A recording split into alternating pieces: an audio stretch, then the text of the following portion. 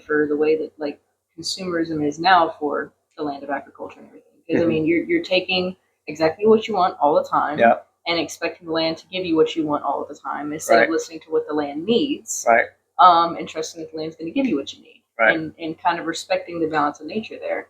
So ideally, with regenerative farming, you're creating that balance, you're listening to that balance, and you're not trying to take more than what you can take, more than what nature's given you at that time.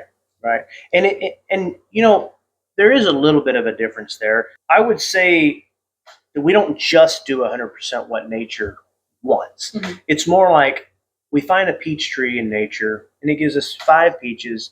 We don't just say this is good enough. We're stewards. In some ways.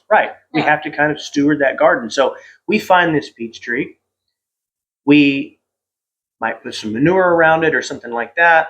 We take care of it a little bit more, maybe trim it up. It starts to produce more peaches. A standard model would be, let's genetically modify the peach tree. Let's trim it up drastically to where it fits us 100%, where we can fit as much equipment in there as possible. Let's put as many trees side by side as physically possible of the exact same tree. 50 million peach trees instead of a peach tree and a plum tree. You know, like the way we've got our trees right now is peach, plum, you know, apricot, this, that. You know, we got all sorts of different, and they're intermingled with other trees. Okay, so you've got all these different root systems coming together, and they're like co-hosts. They actually help each other out. And then you put like nitrogen fixing trees in between those trees, and all of that together, those things thrive together. Well, in a traditional system, that doesn't work out.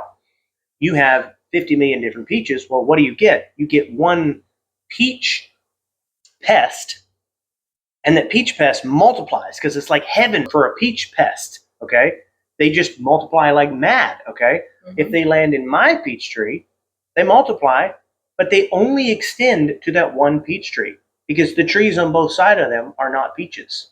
They're other types of trees.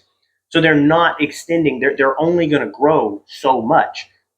So now, if you're in a traditional peach orchard, you have to spray that. You have no choice but to spray that field. Also, there's so many of the exact same thing. There's no nitrogen fixtures. There's nothing to feed those trees. So now you have to put in synthetic fertilizer. You have to put in all of these amendments. So really the difference there is that we're actually we're just massaging nature into the direction that we need it.